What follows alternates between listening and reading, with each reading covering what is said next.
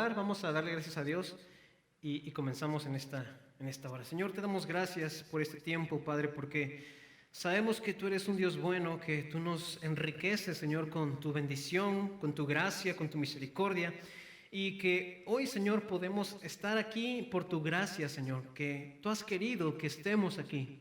Dice tu palabra, Señor, que tú pensaste en nosotros desde antes de la fundación del mundo para que anduviéramos en los caminos en los que estamos hoy. Señor, porque tú predestinaste, Dios, las obras en las cuales estaríamos, Señor, andando.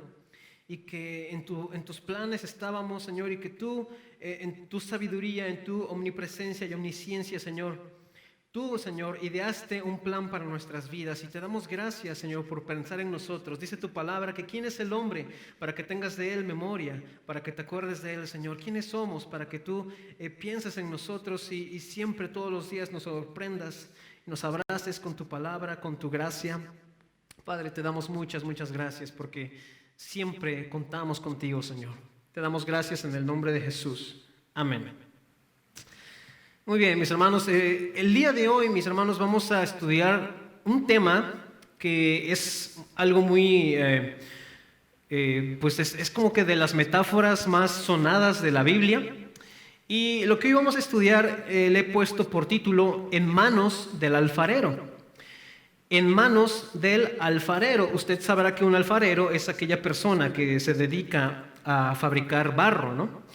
Por ejemplo, aquí tenemos en Oaxaca pues el ejemplo más vivo, que hay muchos talleres en los que se fabrica, se produce el barro, e incluso podemos ir a esos lugares y ver desde el inicio, ¿no? Cómo se hace todo el proceso, cómo desde el lodo hacen las figuras y están ahí formándolas, y luego pues todo el proceso que lleva, ¿no? Que es un proceso pues bastante largo. Pero la Escritura utiliza esta metáfora, utiliza esta imagen, ¿verdad?, de un alfarero haciendo barro para ejemplificarnos algo muy importante y muy bonito, lo cual es el trato de Dios para con su gente. El trato de Dios para con su iglesia, el trato de Dios para con su pueblo. ¿Quién de aquí se considera hijo, hija de Dios? ¿Quién de aquí se considera parte de la familia de Dios? ¿Quién de aquí se considera parte de la iglesia de Dios? ¿Alguien? Todos, ¿verdad? O si la mayoría, pues a lo mejor espero que terminemos convencidos hoy de que somos parte de la iglesia, parte de la familia, parte de los hijos e hijas de Dios. Como tal, entonces, Dios siempre va a procurar, siempre va a estar ahí como un padre, guiando, moldeando y haciendo que todos los caminos de sus hijos e hijas vayan conforme a un camino eterno. ¿Qué padre no guía a sus hijos? ¿Qué madre no guía a sus hijas? Dios lo hace con nosotros, y esto vamos a verlo en el libro de Jeremías, el profeta Jeremías, capítulo 18, versículos 1 al 4. Por favor, si puede buscar conmigo el libro de Jeremías, capítulo 18, versículos del 1 al 4.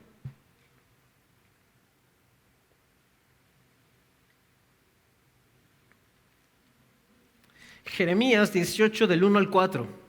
Dice así la Escritura: Palabra de Jehová que vino a Jeremías diciendo: Levántate y vete a casa del alfarero, y allí te haré oír mis palabras. Y descendí a casa del alfarero, y he aquí que él trabajaba sobre la rueda, y la vasija de barro que él hacía se echó a perder en su mano, y volvió y la hizo otra vasija, según le pareció mejor hacerla.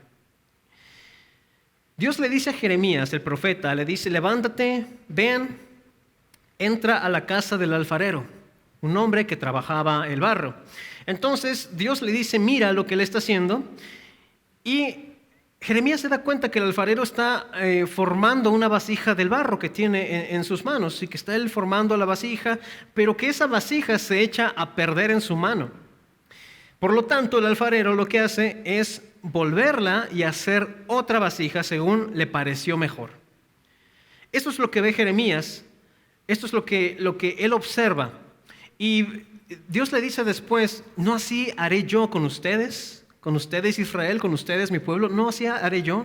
Es decir, si este alfarero que está trabajando, que tú lo estás viendo, que está en su taller, que está haciendo el barro, que está forjando la vasija, de pronto nota que la vasija se echa a perder y el alfarero la vuelve a hacer, dice Dios, ¿no haré yo lo mismo con ustedes, que son mi pueblo, que son mi gente?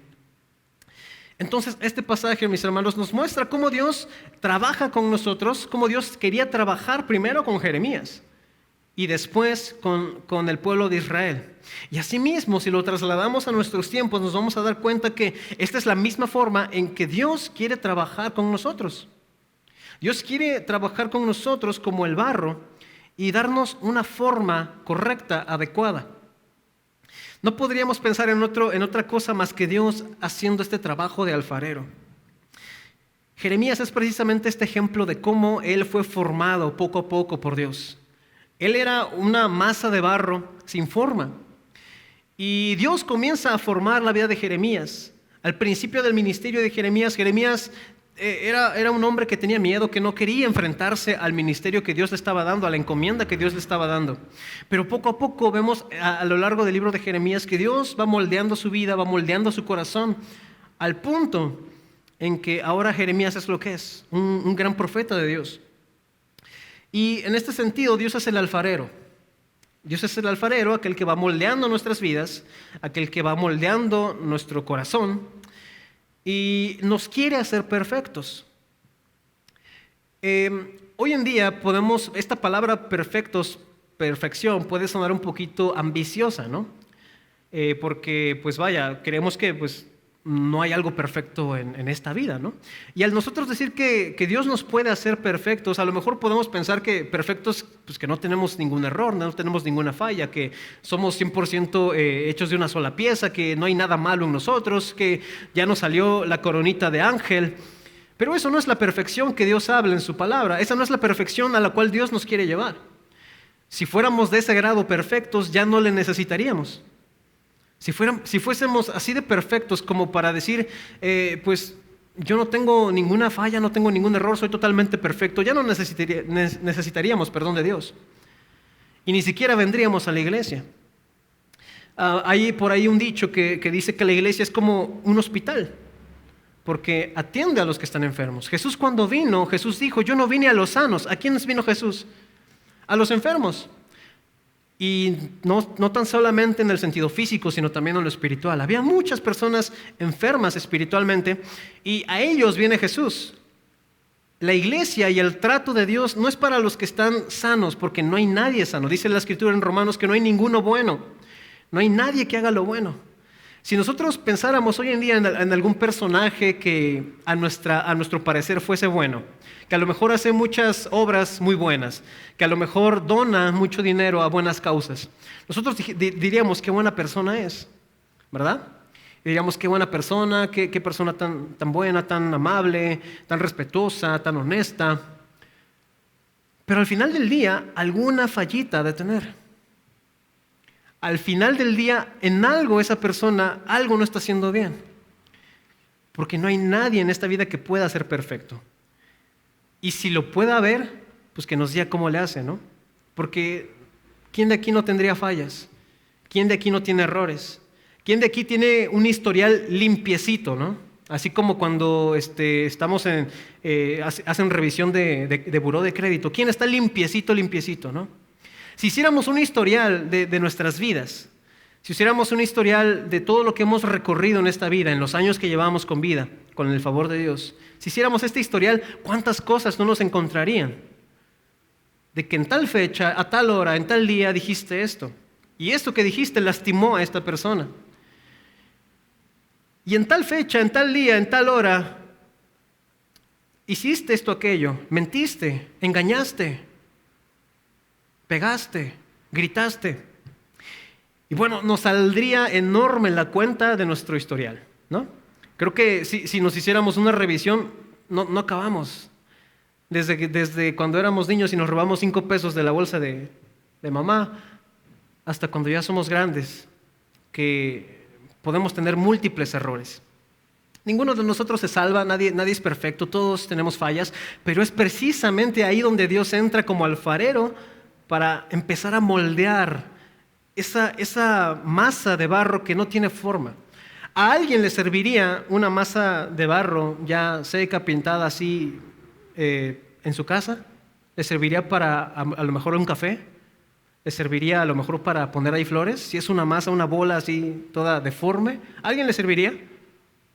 No, a lo mejor nada más como pisapapeles o como una pieza que no permita que la puerta se cierre, ¿no? Pero para lo que se pensaría que puede ocuparse ese barro, no funciona.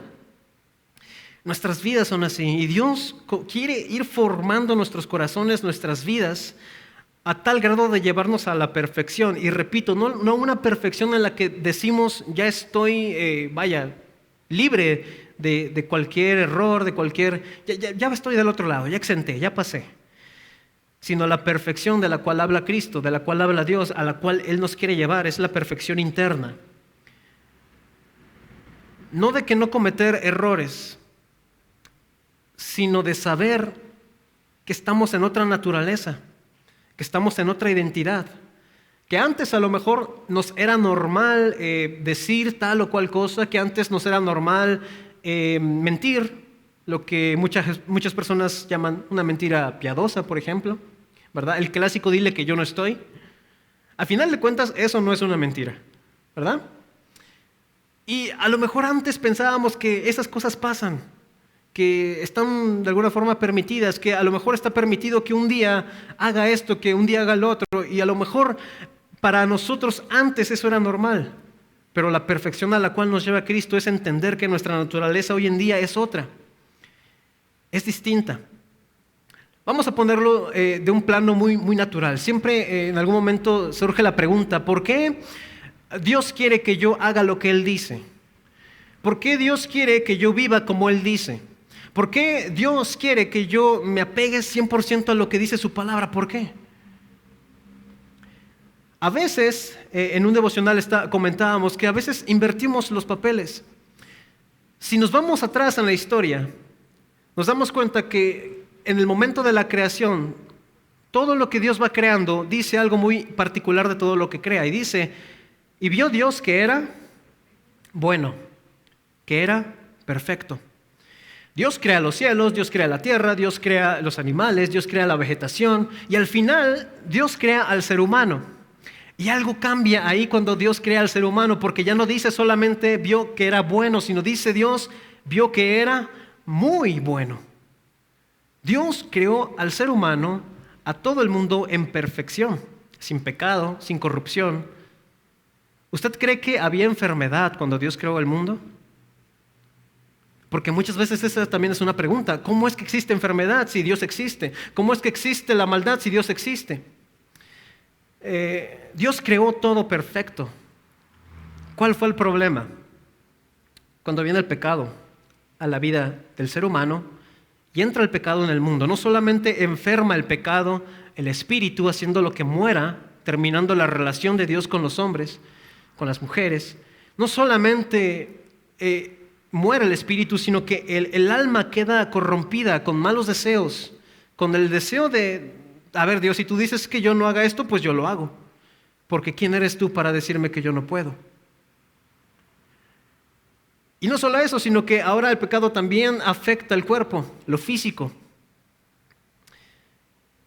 Dios no creó a Adán para que él muriera. Dios creó a Adán en un estado eterno. Pero a causa del pecado, los años del ser humano se acortan. Entonces, a lo que vamos con todo esto, mis hermanos, es que lo que Dios desea de nosotros es llevarnos a una perfección.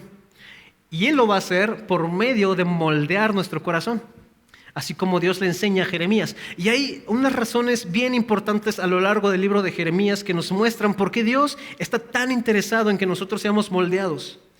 Y nos va a dar una idea muy amplia para poder saber cómo es la posición de Dios y que Dios no es como alguien que quiere que seamos a fuerzas como Él quiere, sino vamos a ir viendo que Dios todo lo que ha hecho y todo lo que pretende hacer con nosotros, con nuestro corazón, lo hace con una intención muy especial. Vamos primero a lo que, al punto número 1. Está en Jeremías capítulo 1, versículo 5. El libro de Jeremías capítulo 1, versículo 5.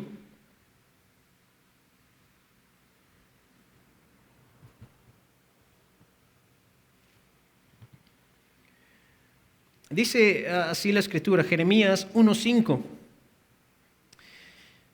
Antes que te formase en el vientre, ¿qué dice la Escritura, mis hermanos?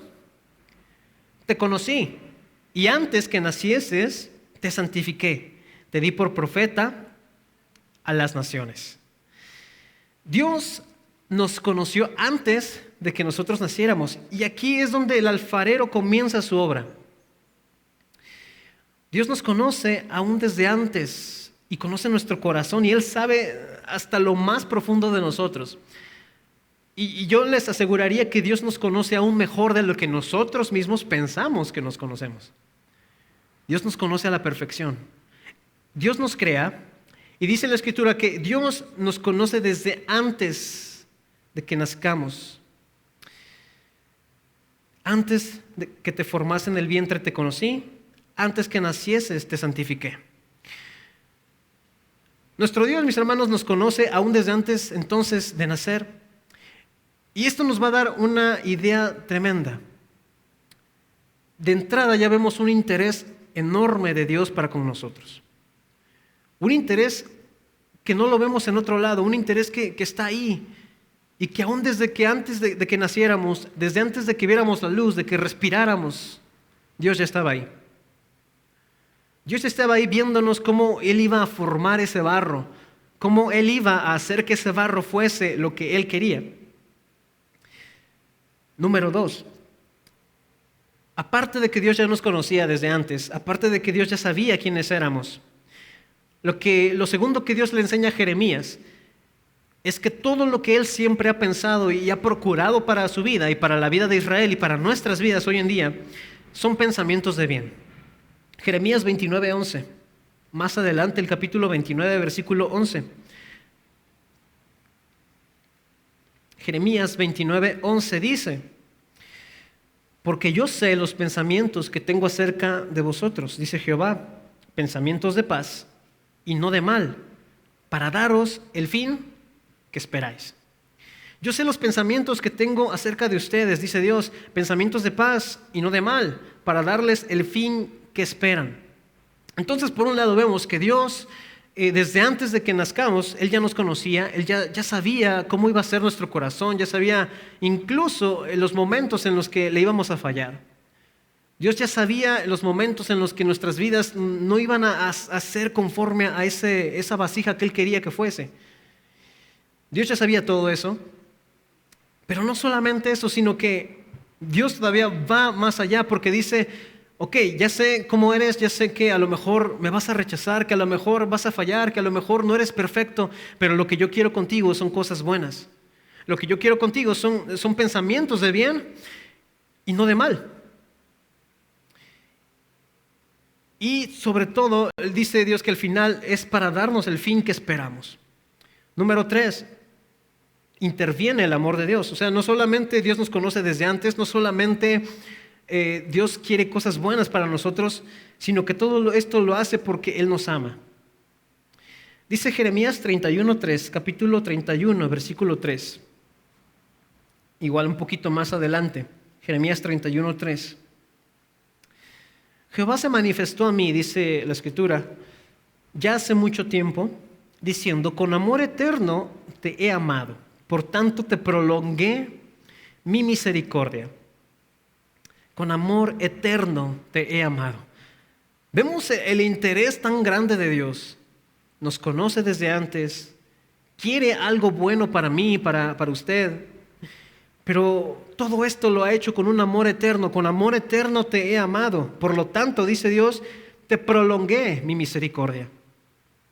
A lo mejor en nuestras vidas, les decía yo, en nuestro historial, ¿verdad?, que pudiéramos nosotros sacar acerca de nuestras vidas, hubo momentos en los que estuvimos en riesgo, hubo momentos en los que nuestras vidas estuvieron en peligro, no solamente físico, sino espiritual.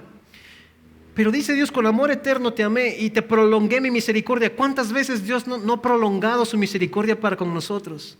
A lo mejor lleva tiempo esperando una respuesta de nosotros. A lo mejor Dios está desde ya hace mucho tiempo esperándonos y esperándonos cada día, cada día.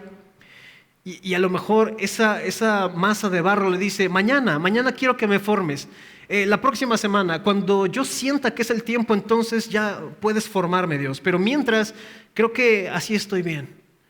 Pero Dios ahí está, prolongando su misericordia, porque con amor eterno Él nos ha amado. Y ese amor le hace prolongar su misericordia para con nosotros. Dios iba formando la vida de Jeremías, y Dios va formando nuestras vidas de tal forma que nos va mostrando primero que Él siempre ha estado ahí.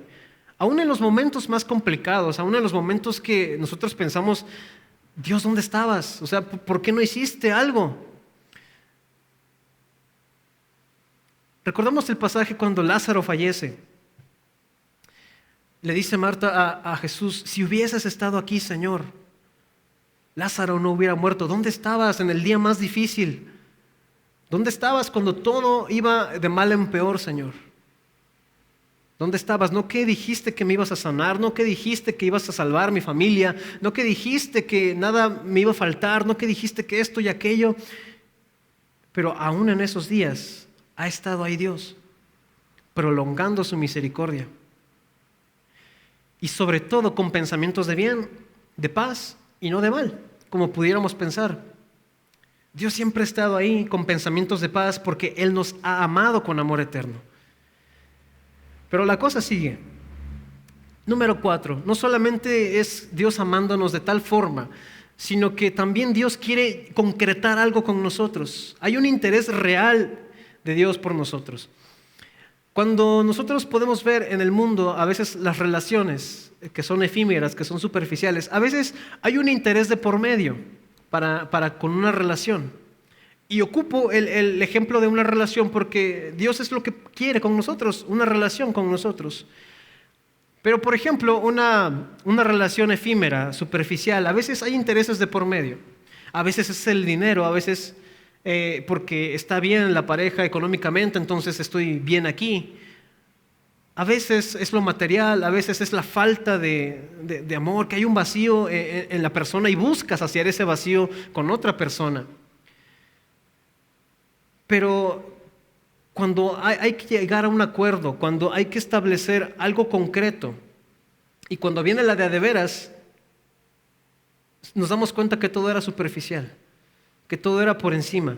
Pero lo que Dios quiere para con nosotros, para con su iglesia, para con su pueblo, no es algo así, no es algo superficial. Dios quiere ir en serio con nosotros. Y este es el punto número 4. Dios quiere establecer un pacto con nosotros. Él siempre ha estado. Él quiere lo bueno para nosotros. Él nos ama con amor eterno. Pero todo esto Dios lo quiere llevar a concretarlo para hacer un pacto con nosotros. Jeremías 31, 33. Pero este es el pacto que haré con la casa de Israel después de aquellos días, dice Jehová. Daré mi ley en su mente y la escribiré en su corazón, y yo seré a ellos por Dios y ellos me serán por pueblo. Todo lo que Dios ha obrado, todo lo que Dios ha hecho, Dios lo quiere concretar aquí, con un pacto. Dios quiere llegar y decir, todo esto yo lo hago y lo puedo hacer por ti, pero yo quiero ser tu Dios y quiero que tú seas mi pueblo. Y quiero que mi ley, mi palabra esté en tu corazón.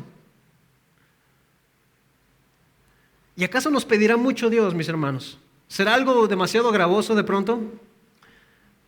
Cuando a veces a cambio se piden otras cosas, cuando a veces a cambio se pide un sacrificio mayor, lo único que Dios quiere es, yo quiero ser tu Dios, yo quiero que tú seas mi pueblo y yo quiero que mi ley esté en ti. Eso es lo único que Dios pide. Son 4 motivos suficientes y poderosos para hacernos ver que Dios lo que quiere de nosotros y con nosotros es moldear nuestras vidas como el alfarero o una vasija.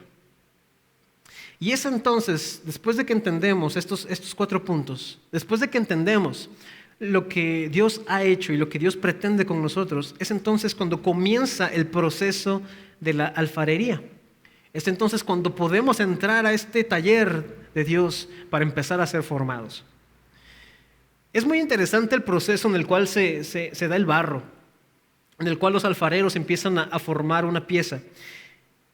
Y es que pues el alfarero comienza a trabajar el barro en su torno, se le llama este aparato que va girando, ¿no? Y que el alfarero pues, puede ir manipulando más fácilmente al ir girando. El alfarero trabaja en su torno y le da forma una y otra vez hasta que ve que va en buena forma y está jugando con el barro, dándole forma, estirando, quitando. Va moldeando. Si hay piedritas les empieza a quitar, si hay cosas que no deberían estar las quita.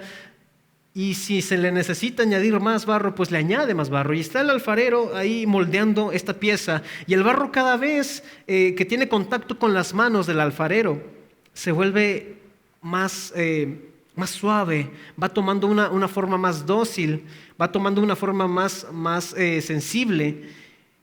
Y es entonces cuando se hace más fácil empezar a moldear a este barro. Pasa lo mismo con nosotros. Cuando nosotros nos decidimos y le decimos a Dios, Señor, está bien, haz de mí lo que tú quieres. A lo mejor he vivido mi vida pues como yo pienso que debería vivirla. A lo mejor he estado en tu camino, pero no al 100%. A lo mejor hay cosas que he pasado por alto, Señor. Aquí estoy. Dime cómo tengo que hacer, dime cómo tengo que vivir, dime cómo tengo que ser. Moldea mi vida. Entonces Dios comienza a poner sus manos en nuestras vidas y comienza a darnos forma. Y a lo mejor al principio este barro está duro.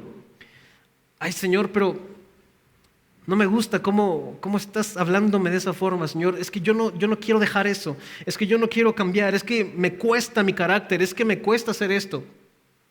Pero poco a poco, mientras más nos vamos dejando, el barro se va haciendo más suave. Y la vida, nuestras vidas, nuestros corazones se van haciendo más suaves, más manipulables en las manos de Dios. De tal forma que al rato ya no nos cuesta tanto, sino que Dios está formando nuestros corazones, nuestras vidas. Y otra cosa muy importante es que el alfarero no ocupa cualquier material para sus vasijas. Siempre busca el alfarero un barro, tierra que sea buena, que esté apta para poderse formar. Esto nos enseña también, mis hermanos, que si nuestro corazón no está totalmente dispuesto para pasar al torno del alfarero, si nuestro corazón no está 100% dispuesto para que Dios comience a formarnos, muy difícilmente Dios podrá hacer algo. Y no porque Dios no pueda, sino porque no queremos pasar por el proceso. El alfarero busca la mejor tierra y comienza a transformar el barro. Y en muchas ocasiones nosotros somos así. A veces pasamos por el torno de la vida, de la familia, de las amistades. Y a lo mejor en lugar de irnos formando conforme a las manos del alfarero, nos vamos formando conforme a las amistades, nos vamos formando conforme a la familia. Desde niños crecemos en un contexto, crecemos en una familia, crecemos en una cultura y nos vamos poco a poco adaptando. Y la vida, la cultura, la familia, las amistades nos van formando de tal forma que crecemos con cierta forma.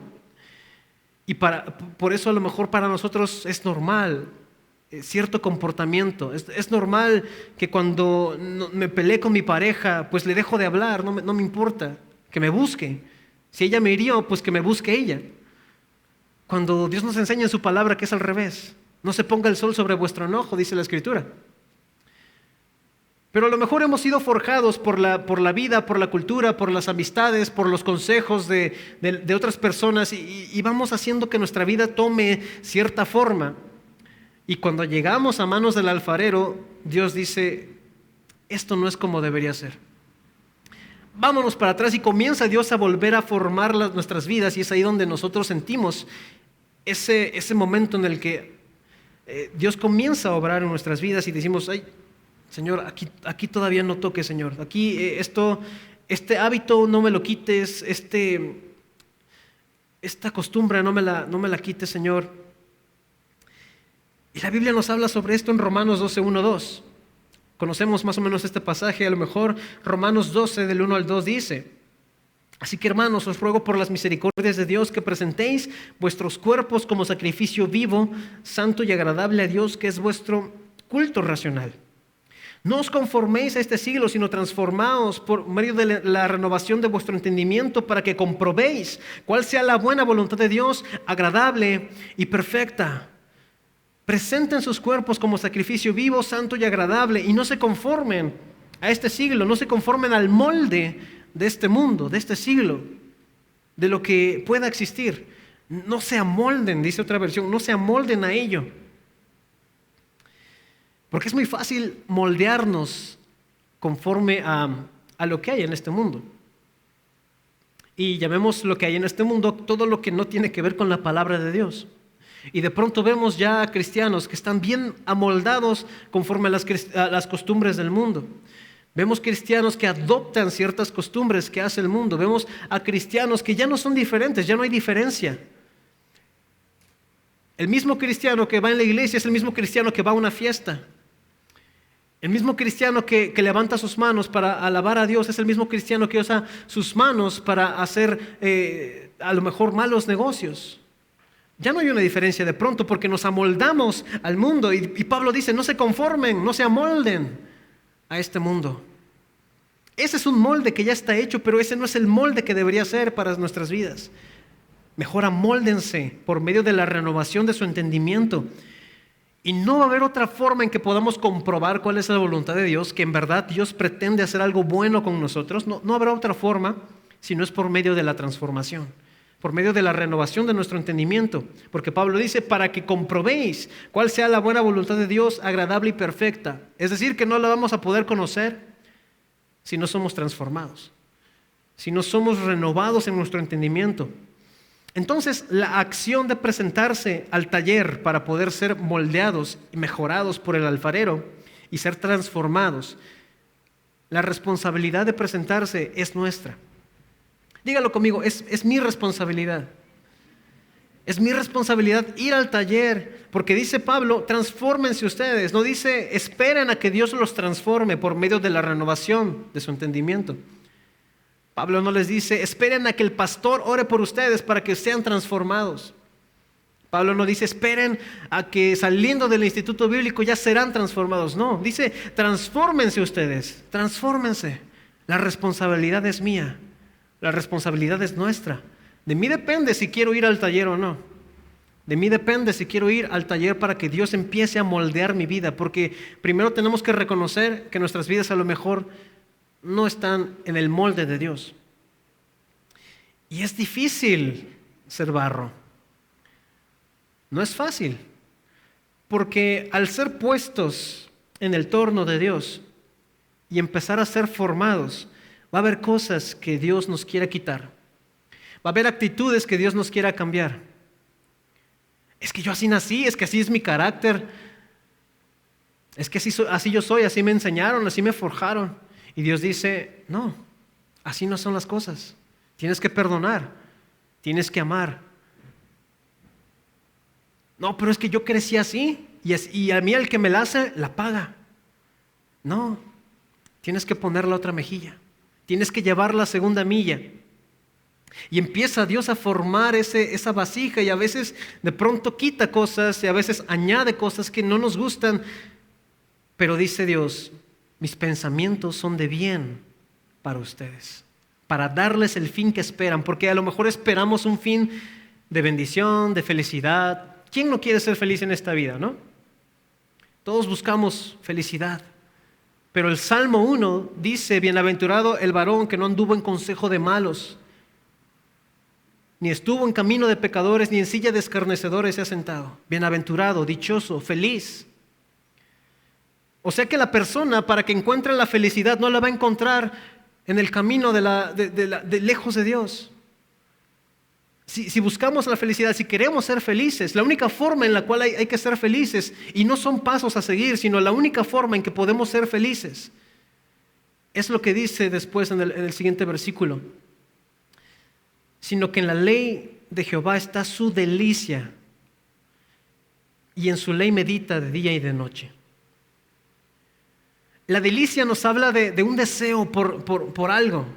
Cuando nosotros decimos delicia, por ejemplo, es una delicia la comida, por ejemplo, ¿no? Una comida que nos guste nos provoca cierta delicia y se nos antoja y queremos comerla. Aquí en este punto hay algo bien interesante utilizando este salmo, porque hay, por ejemplo, personas que pueden ser disciplinadas y ser muy buenas en lo que hacen. Les voy a poner un ejemplo de un deporte que es fútbol. Hay un futbolista que se llama Carlos Vela y él es un gran futbolista, es un gran goleador y tiene muchas habilidades, pero si le escuchamos de pronto su opinión en cuanto al fútbol, él dice, no me gusta tanto. A mí me gusta más el básquetbol, a mí me gusta más otro deporte. Esto lo hago por profesión, por trabajo. Una persona puede ser excelente en lo que hace con disciplina, pero cuando hay una delicia en el corazón, no cuesta, nace. A lo mejor a Carlos Vela le costó, porque tuvo que ponerse a disciplina. A lo mejor él quería jugar otra cosa, a lo mejor él quería ser de su vida otra cosa, quería ser a lo mejor médico, quería ser, no sé, otra profesión. Pero él se disciplinó para que él fuese bueno en lo que él iba a hacer. Y a lo mejor nosotros como cristianos nos vamos a disciplinar siendo buenos cristianos, tengo que hacer esto, tengo que hacer aquello, pero cuando nos nace, cuando hay una delicia, sino que en la ley del Señor está su delicia, nos convertimos en dichosos, alcanzamos la felicidad. No se amolden a este mundo, transfórmense, dice Pablo. Entonces es mi responsabilidad decirle a Dios, quiero que me transformes, quiero que me amoldes con tus manos, quiero que me des forma como un barro que está en el torno del alfarero. Leamos, por ejemplo, el Salmo 66. Salmo 66, versículo 10 al 12. Dice la Escritura, porque tú nos probaste, oh Dios, nos ensayaste como se afina la plata, nos metiste en la red, pusiste sobre nuestros lomos pesada carga, hiciste cabalgar hombres sobre nuestra cabeza, pasamos por el fuego y por el agua. ¿Y cuál fue el resultado, hermanos? Nos sacaste ¿a qué? A escasez, a tristeza. ¿Verdad que no? ¿Nos sacaste a qué? Abundancia. Una vez que el barro está sobre el torno del alfarero, Dios comienza a moldear nuestras vidas, comienza a estirar, comienza a dar forma, comienza a poner. Usa herramientas para raspar, para quitar excesos. Y una vez que ya está la forma del vaso, del jarrón, ya perfecto, simétrico, que parece que ya quedó, y a lo mejor todo ese proceso nos dolió, nos costó, y de pronto resulta que ya está formadito el vaso. Decimos, por fin Dios acabó. ¿Pero qué creen? Dios apenas comienza. Porque el siguiente paso para que quede ese jarrón, ese vaso de barro, es meterlo al horno. Es meterlo al horno para que quede bien, para que quede duradero, para que quede útil. El Salmo 66 dice, porque tú nos probaste, oh Dios, nos ensayaste como se afina la plata. Entonces vamos viendo que poco a poco va subiendo el nivel de prueba. Nos probaste, tú nos probaste, Señor. Nos ensayaste como se afina la plata. Nos metiste en la red. Ahora ya no es una prueba nada más, sino que ahora ya estamos en una red. Después dice, pusiste sobre nuestros lomos, ¿qué? Pesada carga. Ahora ya no solamente es una red, ahora es una pesada carga que vamos ahí cargando. Y no solamente eso, sino hiciste cabalgar hombres sobre nuestra cabeza. Y no solo eso, sino que después pasamos por el fuego y por el agua. Pero ¿cuál fue el resultado final? Y nos sacaste a abundancia.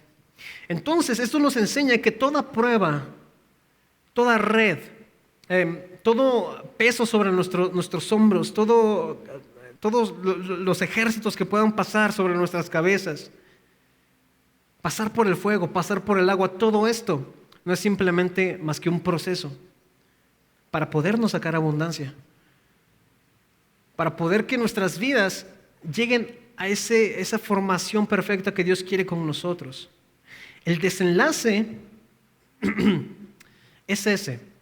¿Y cuántas veces no hemos sentido que Dios está ahí moldeándonos, tratando de obrar en nuestro corazón y no sentimos que de pronto nos quita algo, de pronto nos jala, de pronto empieza a moldear nuestro corazón de tal forma que quiere que cambie nuestra vida, nuestro carácter? y empezamos nosotros a darnos cuenta de ciertos cambios que hay que hacer.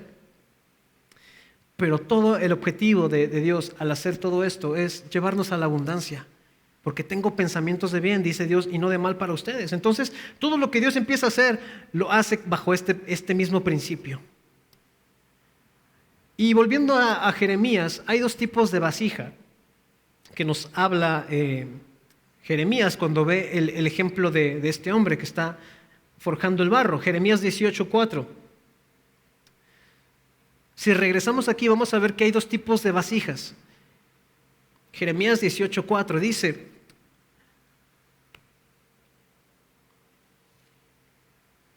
y la vasija de barro que él hacía se echó a perder en su mano, y volvió y la hizo otra vasija según le pareció mejor. Dos vasijas. Primero, la vasija que se echa a perder. La vasija que se echó a perder en su mano. Aquí, leyendo esta historia y este contexto, nos damos cuenta que la vasija no se echa a perder por el hecho de que esté en la mano de Dios, o del alfarero en este caso, sino que la vasija se echa a perder porque Dios comienza a trabajar en ella, sin embargo prefiere el moldeado de otras manos. Y ojo, la vasija se echa a perder aún estando en manos de Dios. Eso quiere decir que aún nuestras vidas estando en manos de Dios, aún nuestras vidas estando en el camino de Dios, nuestras vidas puede tomar la decisión de decir: estoy aquí, pero por dentro yo simpatizo más con las ideas de allá afuera. Y es como cuando Dios le decía a su pueblo: ustedes de labios me honran, pero su corazón está lejos de mí. Y entonces, estando en las manos del alfarero, estando en las manos de Dios, podemos echarnos a perder. Al no estar de acuerdo cómo Dios nos está formando, al no estar de acuerdo cómo Dios está mostrándonos que deberíamos ser, y empezamos a echar a perder ese barro. Pero lo más impactante es que a pesar de que nos echamos a perder aún en manos de Dios y que nosotros mismos decidimos no estar amoldados a cómo Dios quiere que seamos, aún a pesar de que nos echamos a perder, Dios nos vuelve a hacer. Dios no nos deja. Dios no deja que nos echemos a perder. Ok, ya no quisiste este molde, pues está bien. Y nos deseche. No. Dios nos vuelve a hacer. Leo nuevamente el versículo 4. Y la vasija de barro que él hacía se echó a perder en su mano, pero volvió y la hizo otra vasija. Dios no se va a cansar en trabajar en nosotros. Dios no va a cansarse de moldear nuestro corazón. Y a veces nosotros por nuestras decisiones y a veces por nuestros pensamientos, nuestras ideas, por escuchar consejos de otras personas y no el consejo de Dios, nos echamos a perder. Pero aún cuando nos echamos a perder, Dios nos vuelve a tomar. Porque Él dice: con amor eterno te he amado y por lo tanto te prolongué mi misericordia. Aún estando echados a perder, Dios sigue prolongando su misericordia y nos vuelve a hacer. Ok, te echaste a perder, lo haré de nuevo. Y Dios comienza nuevamente a formar nuestro corazón hasta que nos dejamos, hasta que aceptamos el molde de Dios y hasta que por fin nos damos cuenta que no hay otra forma de ser dichosos más que deleitándonos en la ley de Dios de día y de noche. Y cuando esto sucede, entonces Dios nos moldea de acuerdo a sus necesidades, porque al final del versículo 4 dice: volvió y la hizo otra vasija según le pareció mejor hacerla. Dios sabe qué es lo mejor. Dios sabe qué es lo mejor para nuestras vidas. Si nosotros llevamos por ejemplo, un electrodoméstico, una televisión, un teléfono, cualquier aparato, si lo llevamos con la tienda especialista en la fabricación de ese objeto, ¿no estaremos pues tranquilos de que van a hacer un buen trabajo? Si yo llevo una licuadora imagínense si yo llevo una licuadora a alguien que compone teléfonos, ¿será que me haga un buen trabajo? Si yo llevo mi teléfono con un mecánico, ¿será que me lo arregle? Si nosotros vamos con el especialista, entonces podemos estar tranquilos de que el especialista va a hacer un buen trabajo. y de que el resultado va a ser bueno. El especialista es Dios. Entonces, si nosotros dejamos que el especialista haga su trabajo, puede ser que haya piezas que mover, puede ser que haya piezas que quitar, pero el trabajo está garantizado. Yo cumpliré mi propósito en ustedes, dice la palabra. Dios no desampara la obra de sus manos. Dios está ahí esperando que el barro se deje formar para entonces comenzar su buena obra y perfeccionarla, dice la Escritura, hasta el día de Jesucristo. Es un trabajo que Dios hace todos los días. Dios no se cansa de obrar en nosotros su perfecta voluntad. Pero lo único que puede intervenir es nuestro corazón, si nos dejamos o no nos dejamos. Si queremos que Dios nos forme o queremos que Dios no nos forme. Si nos dejamos que el especialista trabaje en nosotros. ¿Quién creó al ser humano? Dios. ¿No acaso Dios sabrá cuál es la solución para todos los males de nuestro corazón? Para los males de una sociedad, para los males de un país. Para este problema que enfrento, ¿no Dios tendrá la solución? Si me conoce desde antes de que yo naciera, si todo lo que Él procura para mí son cosas buenas, si Él me amó con amor eterno y me ha prolongado su misericordia, y si Él quiere hacer un pacto conmigo, ¿no será Dios que tiene la solución para mi vida? Lo único que falta es que yo me deje moldear. Y por otro lado, vemos a esa vasija que es conforme a su voluntad, la que sí se deja moldear y la que termina siendo una obra perfecta de Dios. Vamos a ver unos ejemplos en la Escritura de dos personas que pasaron por este proceso de ser moldeados y que aceptaron el molde de Dios. El primero lo vamos a encontrar en Lucas 22, 33 al 34. En el Evangelio de Lucas, capítulo 22, versículos 33 al 34. Vamos a ver la historia de este hombre. Lucas 22, 33 al 34 dice: Él le dijo, hablándole a Jesús, le dice Pedro a Jesús: Señor, dispuesto estoy a ir contigo no solo a la cárcel, sino también a la muerte, le dice Pedro a Jesús. Señor, dispuesto estoy a ir contigo no solo a la cárcel, sino también a la muerte. Vean nada más el grado de palabras que le dice Pedro a Jesús, ¿no? Jesús diciendo lo que le va a acontecer y Pedro, no, Señor, ¿sabes qué? Yo estoy contigo no solo a la cárcel. O sea, si van a terminar con tu vida, también con la mía, Señor. ¿Y qué le responde Jesús? Le dice: Pedro, te digo que el gallo no cantará hoy antes que tú niegues 3 veces que me conoces. Y usted sabrá la historia. ¿Cuál fue el resultado? Pedro negó 3 veces a Jesús. Y momentos antes Pedro le había dicho: Señor, yo contigo hasta la muerte, ¿eh? Si te van a llevar a la cárcel, a mí también. Y si te han de dar muerte, Señor Jesús, a mí también. Yo contigo, Señor, no solo a la cárcel, sino hasta la muerte. Pero resulta que cuando es el mero momento, la mera hora de la verdad, el mero momento en el cual era la prueba de su corazón, le dicen: oye, tú eres de los de él, ¿no? Tú eres de los que le siguen a Jesús. No, yo no soy. Yo no soy de sus discípulos. Y vuelven otra vez y alguien le dice: oye, tú estabas con él, tú hablas como él. Y en una de esas 3 ocasiones, cuando le dicen a Pedro: tú hablas como ellos, Pedro dice: no, y dice la Escritura que comienza a maldecir Pedro. En pocas palabras, lo que hizo Pedro: tú dices que no, yo no hablo como ellos, mira.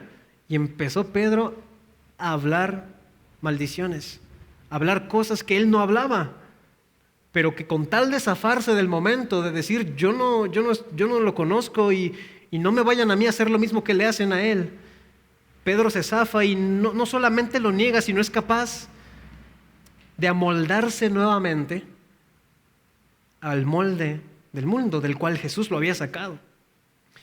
Pedro ya estaba siendo moldeado de tal forma que Jesús lo iba moldeando como su discípulo, pero llega el momento en el cual él se echa a perder en las manos del alfarero, porque él estaba en las manos de Dios.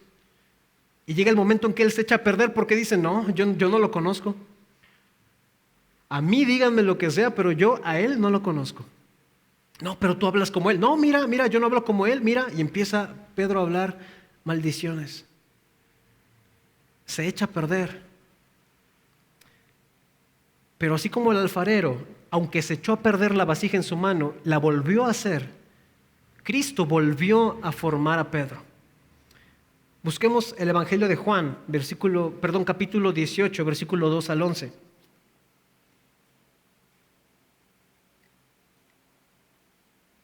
Juan 18, del 2 al 11. Otro escenario en el cual Pedro, siendo formado por Dios, esa vasija ya iba dando forma, pero de pronto Pedro vuelve a cometer algo y se vuelve a echar a perder la vasija. Juan 18, 2 al 11 dice, y también Judas, el que le entregaba, conocía aquel lugar porque muchas veces Jesús se había reunido ahí con sus discípulos. Judas, pues, tomando una compañía de soldados y alguaciles de los principales sacerdotes y de los fariseos, fue allí con linternas y antorchas y armas. Pero Jesús, sabiendo todas las cosas que le habían de sobrevenir, se adelantó y le dijo, ¿a quién buscáis? Le respondieron, a Jesús Nazareno. Jesús les dijo, yo soy. Y estaba también con ellos Judas, el que le entregaba. Cuando les dijo, yo soy, retrocedieron y cayeron a tierra. Versículo 7, volvió pues a preguntarles, ¿a quién buscáis? Y ellos dijeron, a Jesús Nazareno.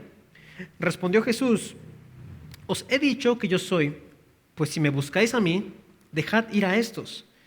Para que se cumpliese aquello que había dicho, de los que me diste, no perdí ninguno. Versículo 10. Entonces, ¿quién, mis hermanos?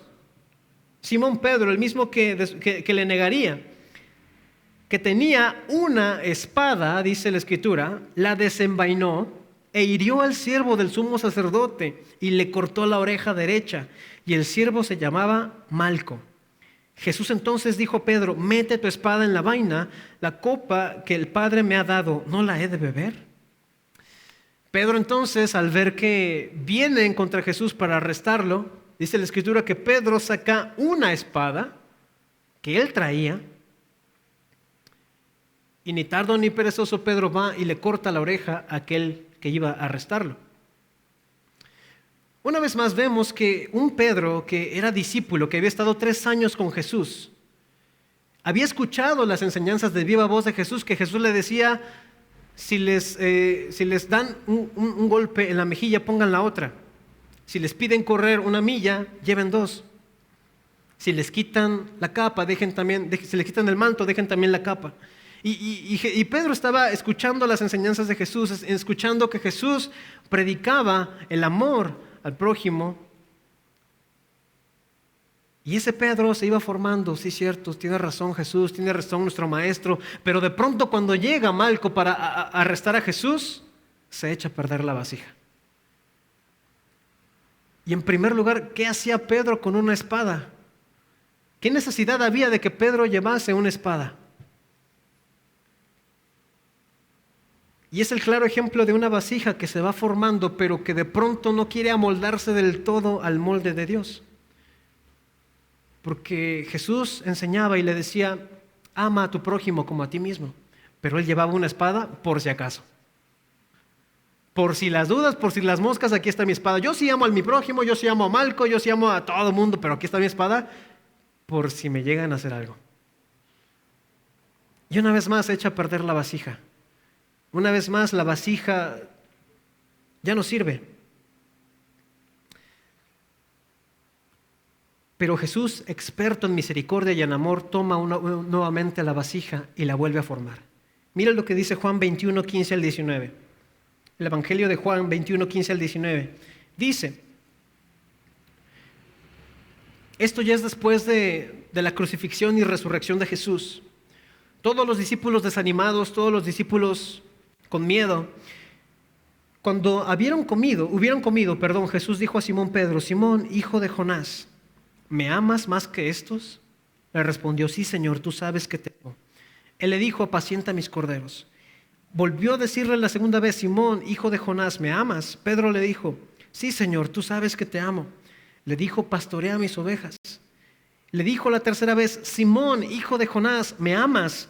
Pedro se entristeció de que le dijese la tercera vez, ¿me amas? Y le respondió, Señor, tú lo sabes todo. Tú sabes que te amo. Jesús le dijo: apacienta mis ovejas. Hasta aquí vamos a detenernos. Después de que Pedro hace lo que hace con la espada y después de que niega a Jesús 3 veces, él se va, regresa al molde anterior, a su vida anterior, y de pronto Jesús vuelve a encontrar a sus discípulos. Después de resucitar al tercer día, Jesús los encuentra y encuentra a Pedro. Imaginémonos la escena de Pedro habiéndole negado 3 veces y sabiendo que Jesús lo había dicho, le había dicho: Pedro, me vas a negar. Imaginémonos a Pedro cabizbajo acercándose a Jesús: Señor, hola. Sí, te fallé, Señor. Y esperando a lo mejor que Jesús dijera: te dije, Pedro, que me ibas a fallar, que me ibas a negar. Pero lo único que le dice Jesús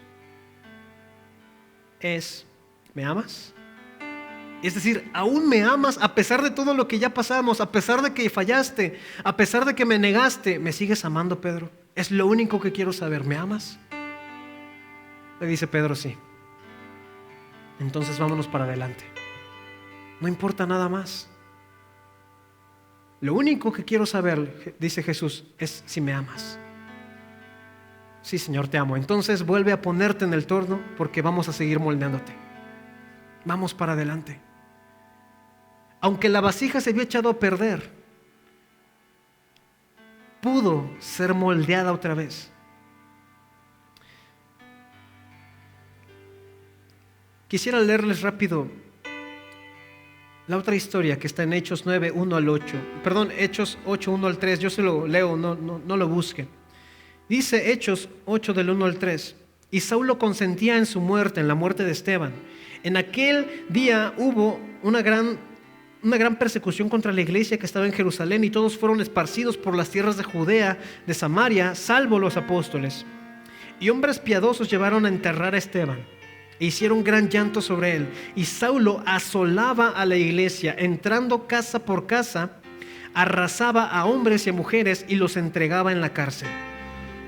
Saulo tenía un coraje en su corazón contra los cristianos. Los perseguía, los asolaba, los entregaba a la cárcel. Se metía a las casas, los sacaba con violencia.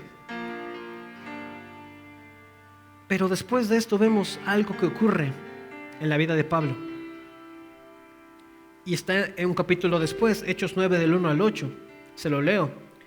Saulo respirando, dice la Escritura, respirando amenazas, aún amenazas y muerte contra los discípulos del Señor, vino al sumo sacerdote y le pidió cartas para las sinagogas de Damasco, a fin de que si hallase algunos hombres o mujeres de este camino, es decir, del camino de Cristo, los trajese presos a Jerusalén. Es decir, pidió permiso casi para que todo aquel que fuese cristiano, él pudiera tener la facultad de encarcelarlo.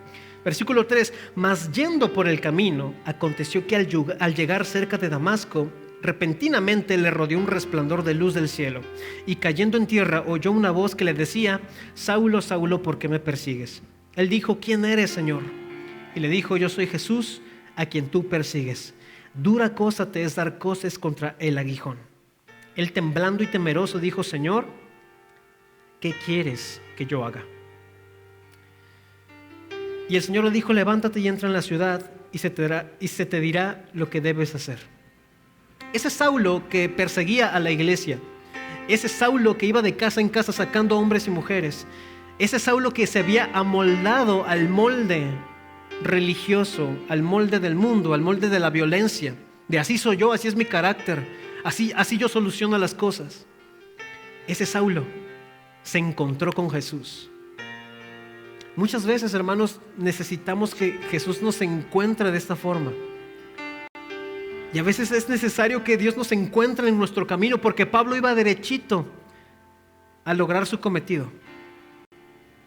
Pero Dios lo encontró. Y a veces no nos queda más que eso, porque a veces hay tantas cosas, oportunidades que tenemos en la vida para poderle decir: Señor, aquí estoy, ahora sí, completamente haz lo que quieras conmigo. Pero a lo mejor pasa el tiempo y nos seguimos reservando ciertas cosas. Señor, moldéame, pero no me quites la espada porque me sirve por cualquier cosa. Señor, moldéame, pero yo quiero seguir persiguiendo a los cristianos porque no piensan como yo. Pero muchas veces tenemos que topar pared para darnos cuenta lo que Pablo se dio cuenta. ¿Qué quieres que yo haga? Dios tiene un plan para nuestras vidas, hermanos. Dios tiene un plan para nuestros corazones. Y Dios quiere hacer que nuestras vasijas, nuestros corazones, sean formados de tal forma que sean capaces de retener su palabra, pero no solamente para retenerla, sino para poder darla a otros. Si ponemos atención en el pasaje de Jeremías, Jesús lo llama al alfarero a que vea y presencie lo que está sucediendo en la alfarería. Y después de eso, Dios le dice a Jeremías que vaya y haga lo mismo, le diga lo mismo al pueblo. Dios le enseñó primero a Jeremías para que él después fuese con el pueblo de Dios y les enseñara lo mismo. Dios nos quiere formar para hacer una bendición en medio de una ciudad, en medio de una familia, en medio de nuestro entorno. Pero también Dios nos quiere formar, porque si no nos forma Dios, el experto alfarero, no vamos a soportar lo que venga después. Quiero leerle por último algo que escribe Pablo, que está en la segunda carta a los Corintios 4, 7 al 11. Déjeme leerle. Pero tenemos este tesoro en vasos de barro, para que la excelencia del poder sea de Dios y no de nosotros, dice Pablo, que estamos atribulados en todo, mas no angustiados, en apuros, mas no desesperados, perseguidos, mas no desamparados, derribados, pero no destruidos. El estado de ánimo de Pablo era tremendo. Se nota que estaba viviendo tiempos muy complicados.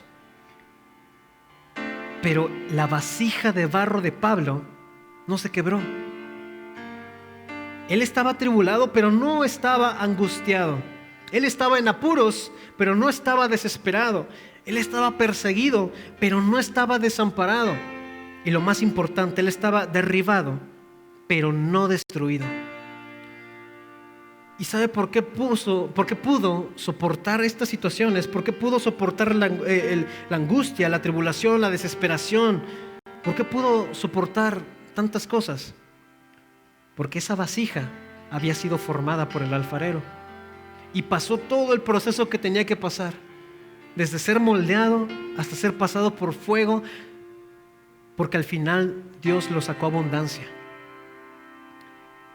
Y él pudo soportar todo esto porque la vasija estaba bien hecha, porque la vasija estaba enterita. No era una vasija que se quebraba fácil, era una vasija que aguantaba, que soportaba el calor, soportaba el frío, soportaba los golpes.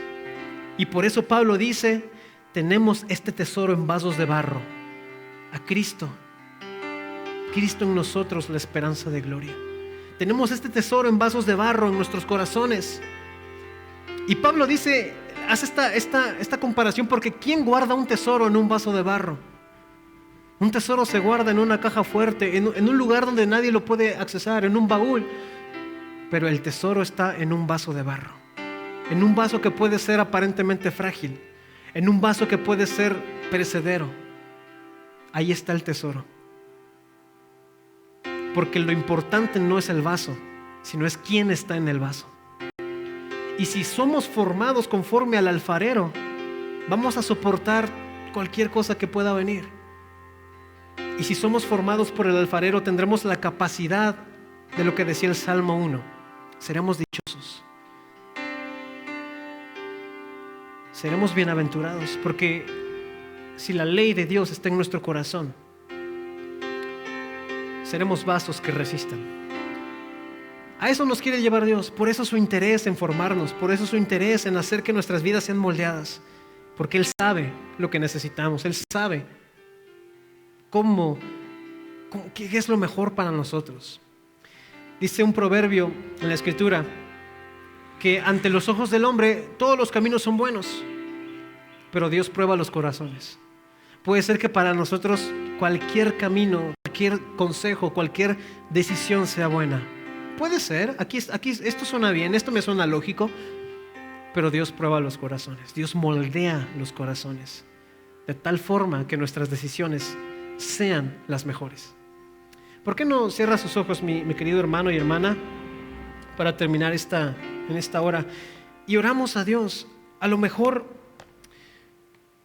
no nos hemos dejado moldear al 100% por Dios. Hoy es un buen día en el cual podemos decirle: Señor, creo que hay cosas en mí que necesitan ser moldeadas, forjadas. Dice tu palabra, Señor, que aquel pámpano que lleve fruto, tú lo vas a cortar para que lleve más fruto.